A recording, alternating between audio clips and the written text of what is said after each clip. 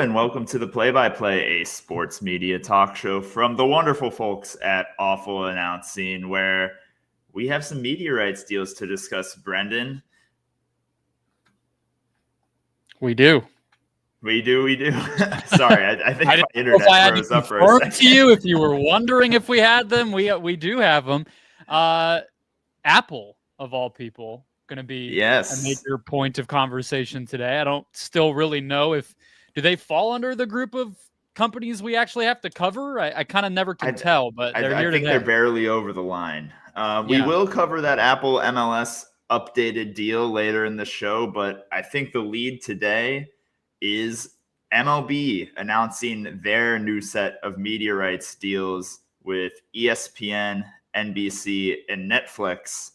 Those deals have yet to be officially announced, but reports suggest they will be announced later today. And we have all the details, Brendon. So I want to give you a quick rundown of what these new deals are going to look like with the three aforementioned partners.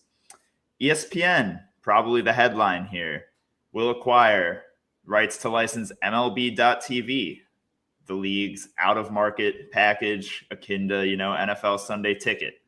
ESPN will also get 30 national window weekday games. And they will also get the rights to in-market rights, I should specify, to 6 MLB franchises that are currently under the league's media rights umbrella.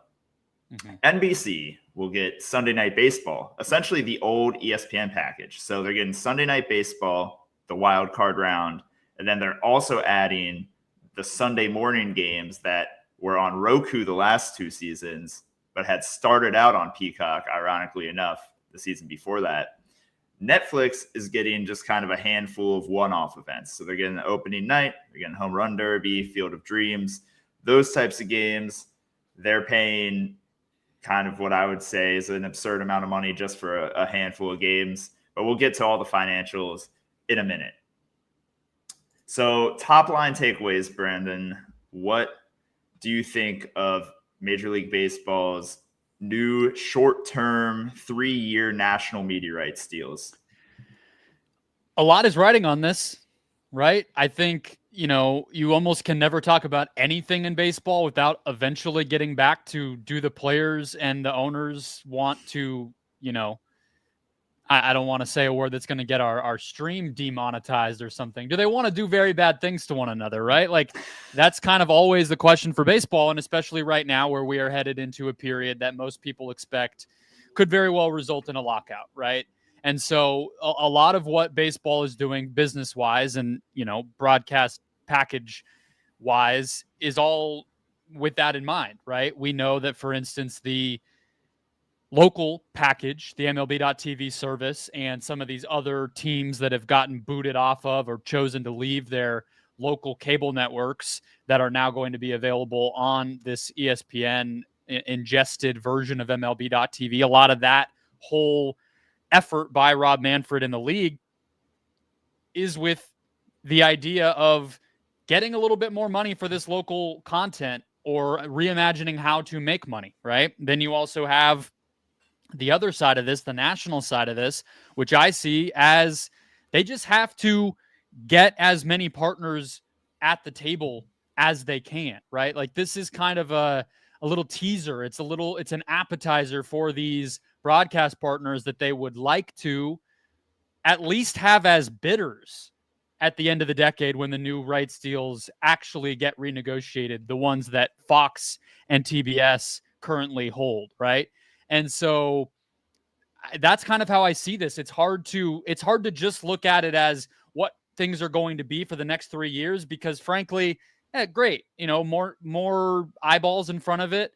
NBC and Netflix feels a lot better than where this could have gone, right? Like, we're already seeing with the NBA how valuable it is to just have games on broadcast television. Like, I watched the Suns Blazers game last night.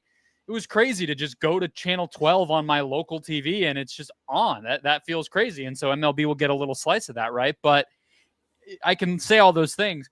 Really, to me, what this comes down to is this the correct bet for MLB to set itself up for the future? And to me, that's how this will be judged. I think you're completely right. And I do think you hit the nail on the head with like the biggest part of this deal is they're adding two major partners in NBC and Netflix. And so now when you go into the next round of media rights negotiations in 2028, you have Fox, you have Turner Sports, you have ESPN, NBC, Apple, Netflix, Yeah. even Amazon, is in the game on some local levels. Like you have Yeah. all of these major media players that are going to be seen as incumbents. And, for the next 3 years, that might not be great for the fans because, it's so fragmented where you get your games. But for Major League Baseball, they're looking to maximize their media revenue. And this is probably how you have to do it, at least in the short term. So I want to kind of get to some of the details of these new 3-year deals with ESPN, NBC, and Netflix. And I think the major part of this is MLB.TV. This is a property that Major League Baseball had never sold to any other media entity prior to this deal that's about to be announced. At the beginning, this is per Sports Business Journal, Major League Baseball is going to hold MLB.TV on its own platform as well as give it to the new ESPN app. So it's going to be available in two places, which I found interesting, especially after reports surfaced earlier this week about ESPN not including it in the YouTube TV deal and kind of people freaking out that they might need ESPN in order to access this. It looks like, at least at the beginning, it's going to be shared. So ESPN and MLB will both have the out-of-market package available on their own platforms. But the way Sports Business Journal framed this was that, it seems like at some point it will just be on ESPN. And maybe right now it's just a tech issue or getting up to snuff on the back end to where they can handle a package like this. But what are your thoughts initially on ESPN kind of going all in on the local rights here? Because that's kind of what they did. They got the out of market package. And they got the 6 in-market teams that are under the MLB's purview.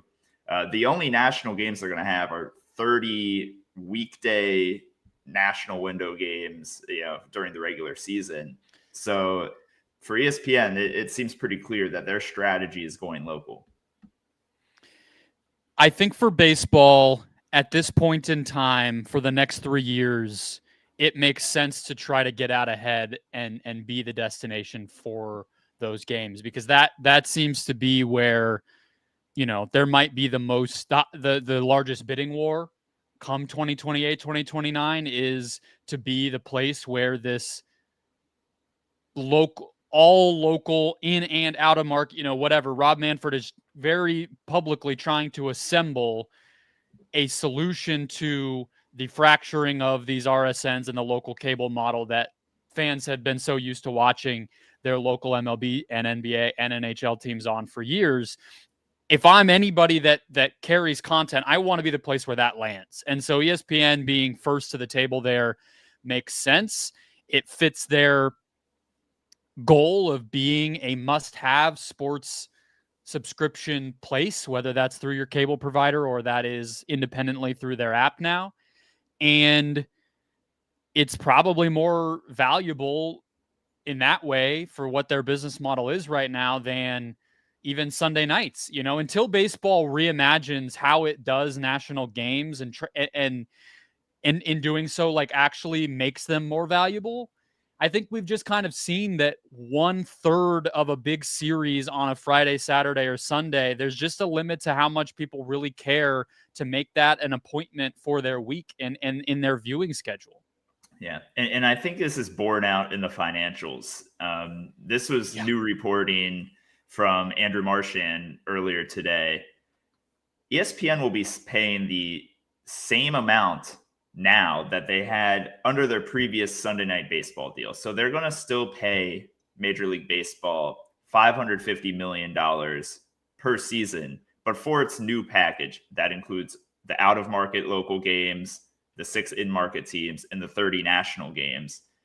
On the other hand, NBC, who essentially is getting ESPN's old Sunday Night Baseball package is paying $200 million a year. So just over a third of what Major League Baseball was getting for that inventory prior is about what NBC is going to be paying. And I think that just goes to show you the dichotomy here, right? Like, yeah, the media companies are placing a large value on these local rights, but as for the national inventory, it's not really a needle mover for these big media companies. And something I also found interesting in the reporting here, I've never seen this before, Brendon, correct me if I'm wrong. NBC is actually paying a rights fee that is partially based on the ratings they get from these games. This was a detail also by Andrew Martian in his reporting. So NBC will actually pay a maximum of $200 million for this Sunday Night Baseball package, but that could fluctuate based on how good the ratings are throughout the season. Have you seen anything like that in the past?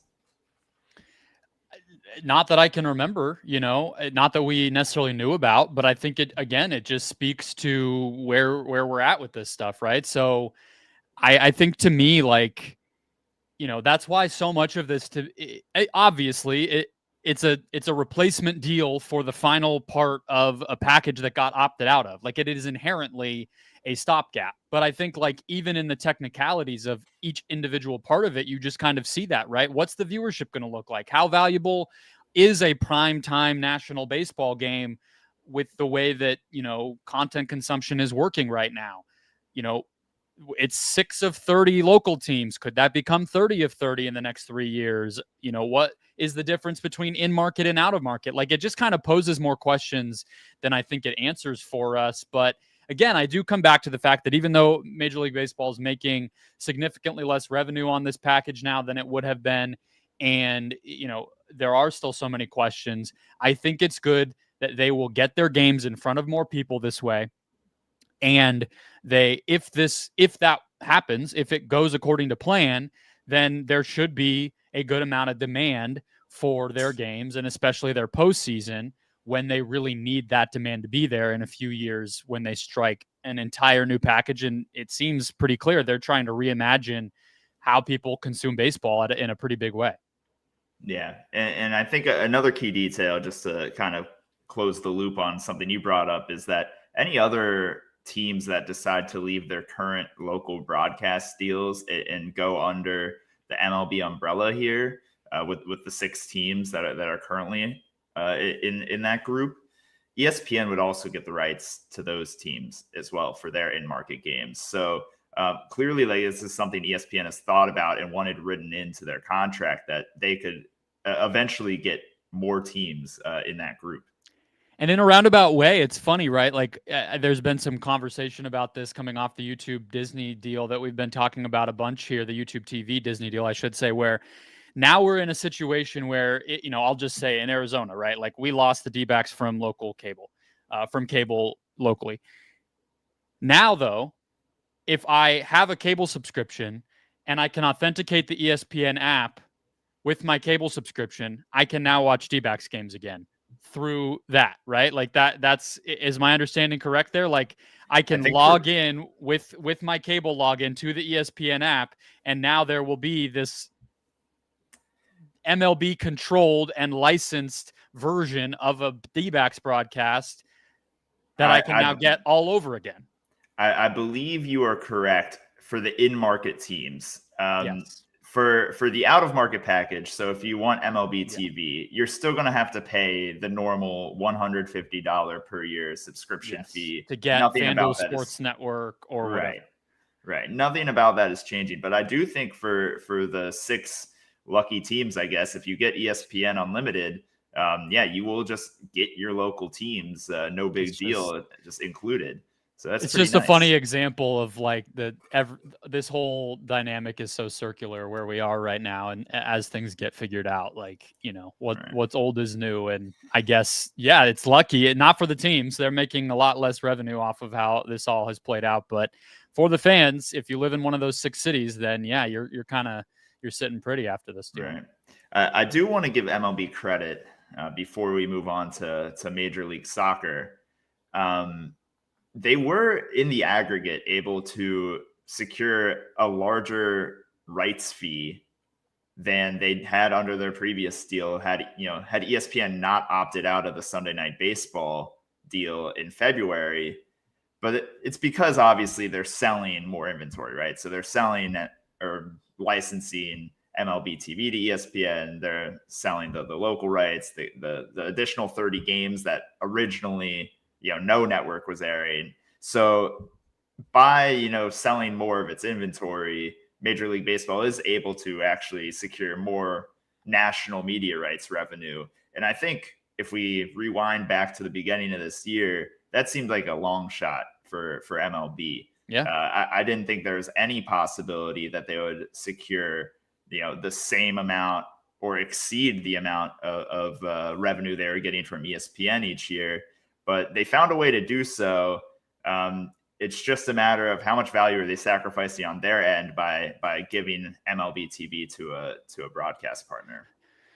Yeah, and by setting a price point on it before they've fully imagined what it will look like, right? Like, I think that's one area where it could bite them, of if they were able to pull it off and just kind of go to market with it in 2029 and drum up a lot of demand and make it seem really valuable, then that, whereas now you're saying this is what 6 teams local rights and 30 teams out of market rights is worth in 2025. You're setting a number to it that might not be what you would love to negotiate against in 3 years. But the last thing I want to hit you with, Drew, is we saw in this SPJ report, I think this was just their guys trying to get as much information as they could, that Buster Olney and Tim Kirkjian will stay at ESPN. Those guys, they're on some broadcasts, game broadcasts. Olney is on Sunday Night Baseball, but those are not announcers, right? Most of the time. Kirkjian can kind of be like a color guy sometimes, but who are the announcers that you hope or think will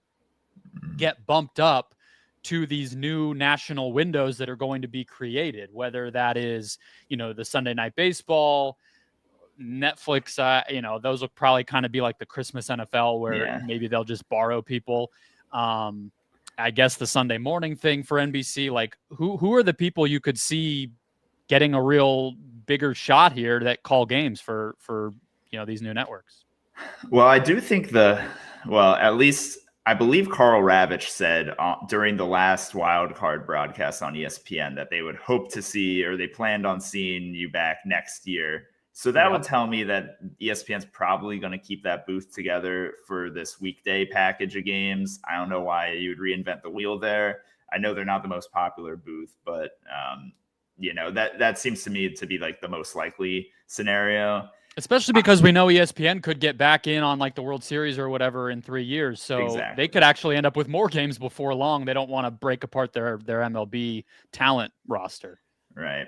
I do think if we're looking at someone for those Sunday morning games, I think typically, correct me if I'm wrong here, but they have a play-by-play announcer, but then they'll poach an analyst from each local team.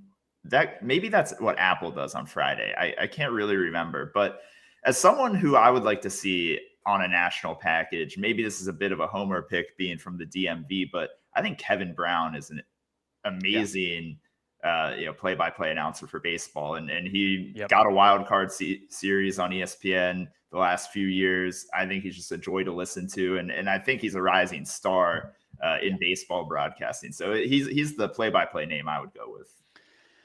Yep, I think I heard Mad Dog put his vote behind Dan Schulman to get another bigger chance. He had done some ESPN stuff, Sunday Night Baseball, radio, whatever.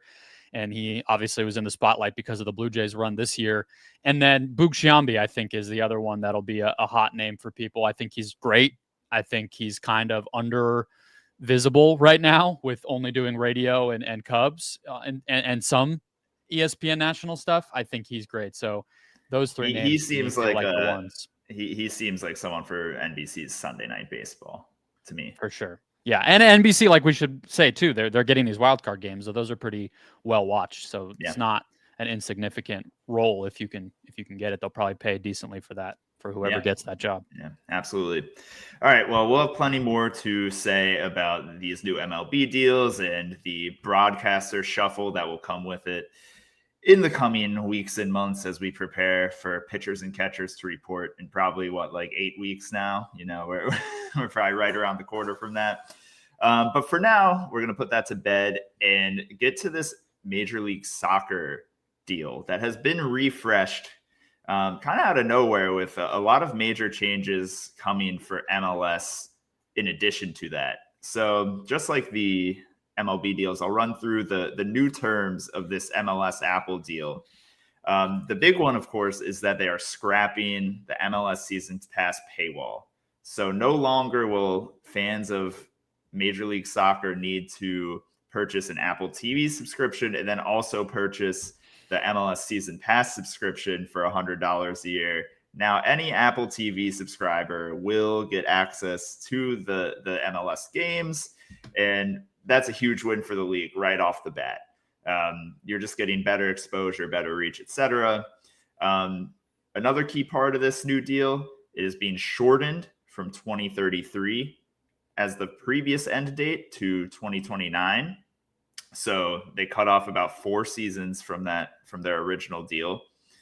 And in addition, MLS and Apple got rid of the 2027 opt-out for the contract. So originally, after 5 years, Apple could have opted out.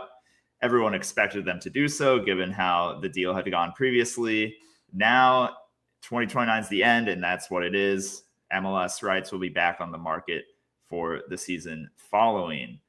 So, Brendon, a lot of changes. We haven't even gotten into how Major League Soccer is completely shifting their calendar to align with the global soccer calendar.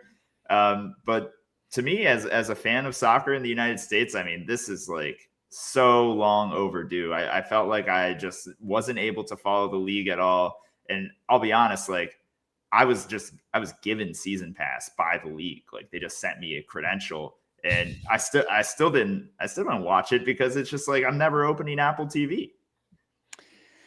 Well, yeah, and that's the bigger issue for MLS, MLB, who has these Friday night games that are still going to be on Apple for the next few years, and now for Formula One is a habitual use thing for people enough that it's going to make sense to put your games, your races, whatever there.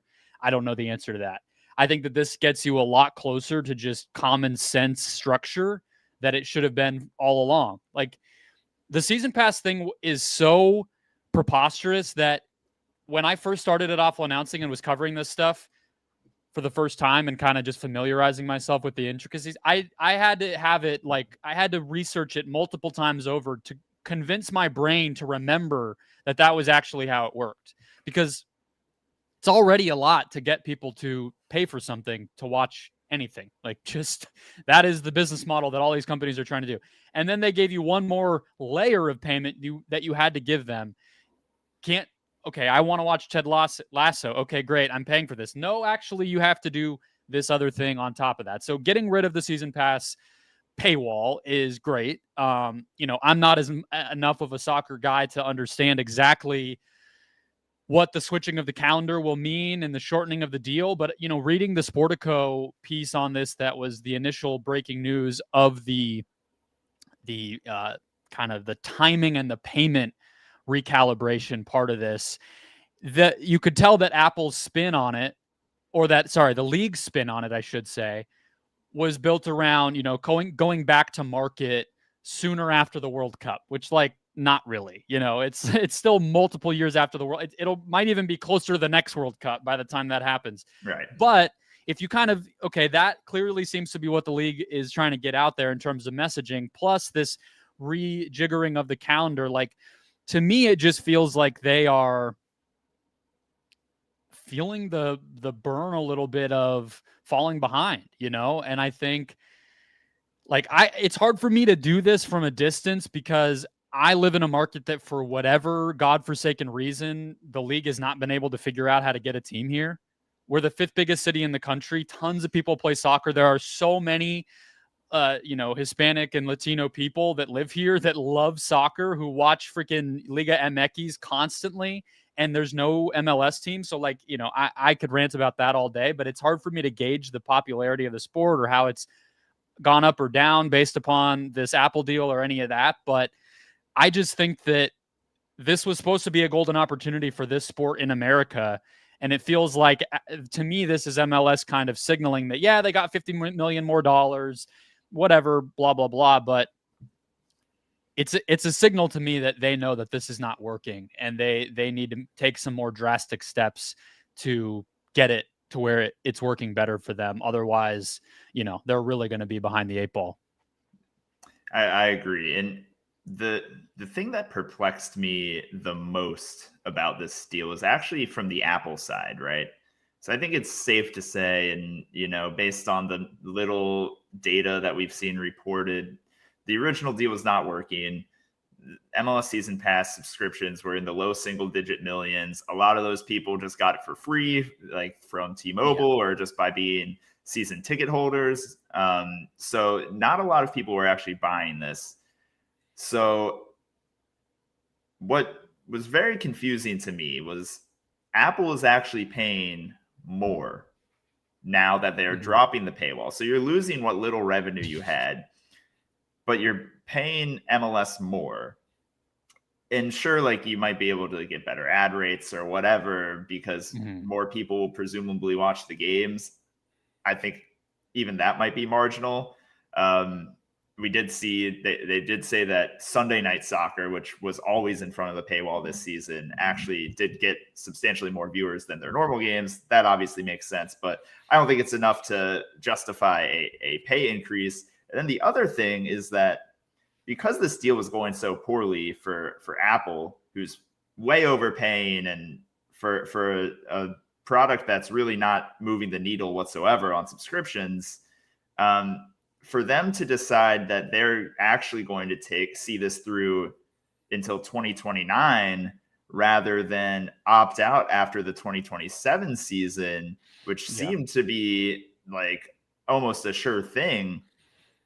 They locked themselves into more years of the deal that we all agree is not working very well. Yeah, I saw this spun in a few places, Puck in particularly, that like this is MLS, shortening the deal and getting out of a bad deal, earlier than they could have. But they could have also just kept the normal deal, or the first deal, and opted out 2 years before they're locked into now. So it's like, on some level, MLS is saying Apple, is saying maybe this new structure will work.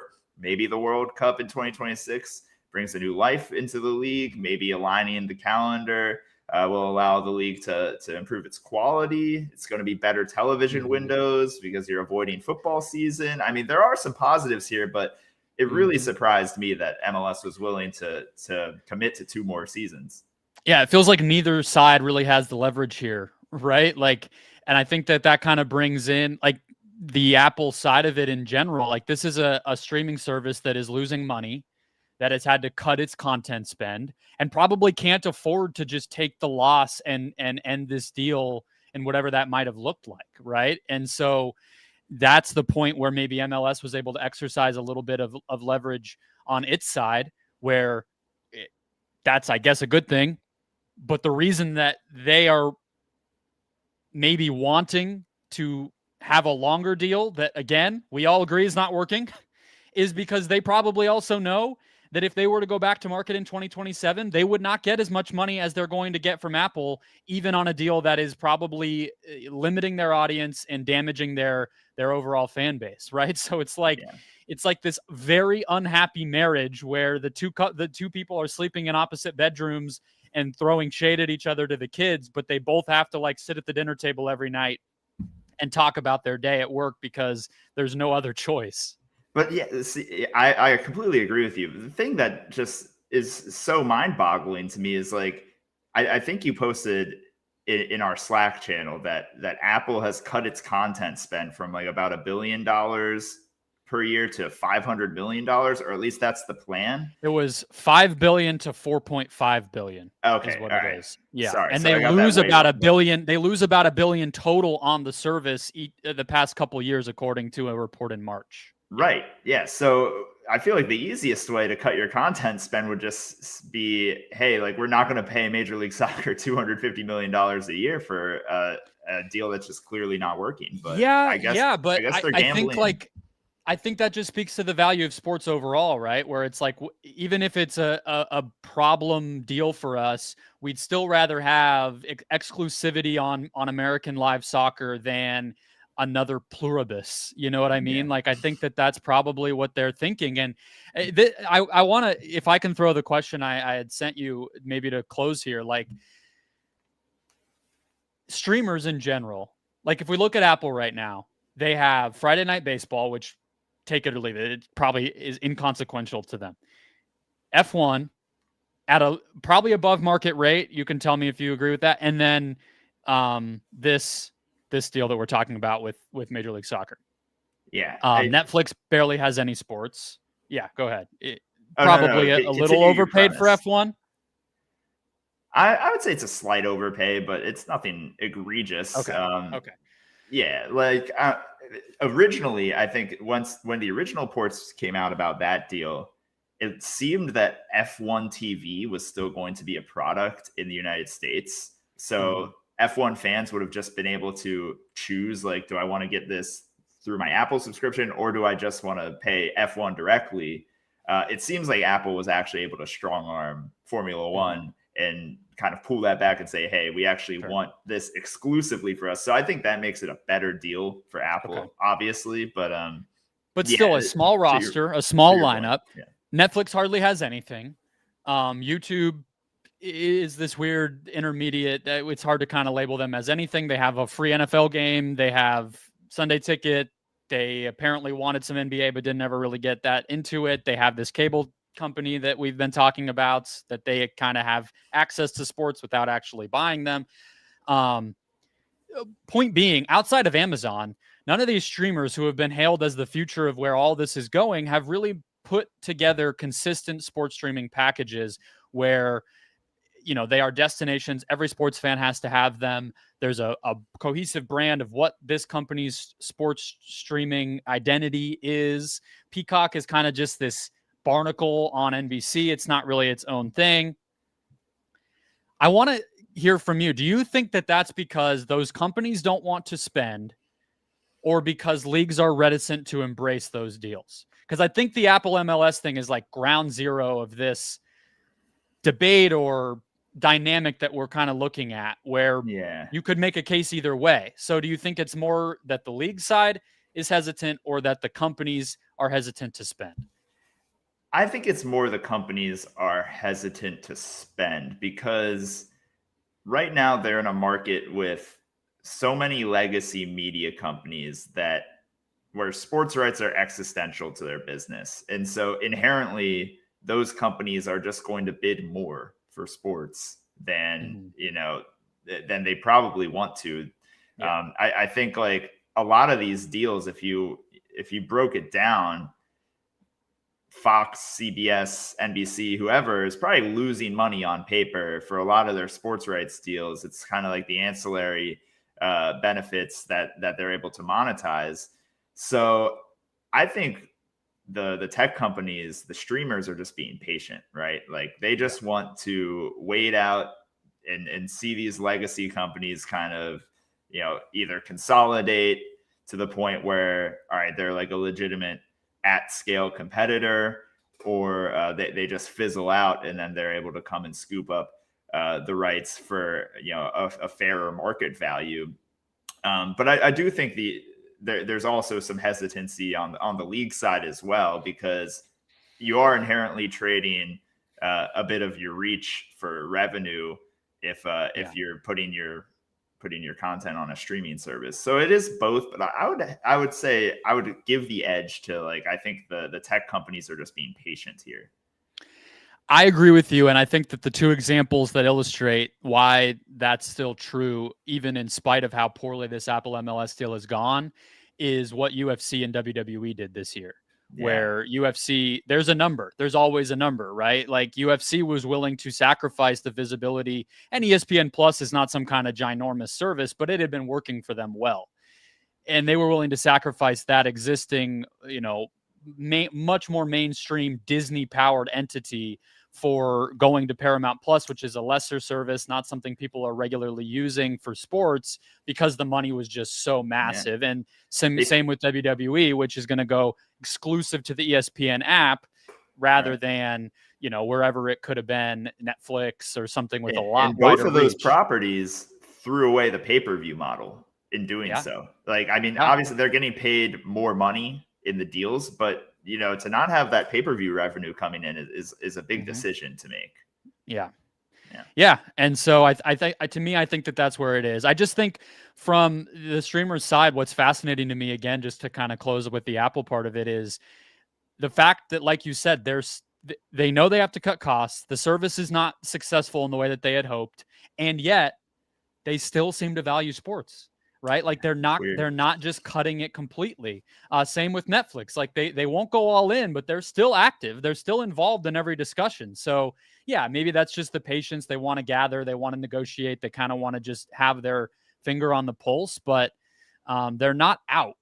They're just kind of these secondary little beasts. So I don't know.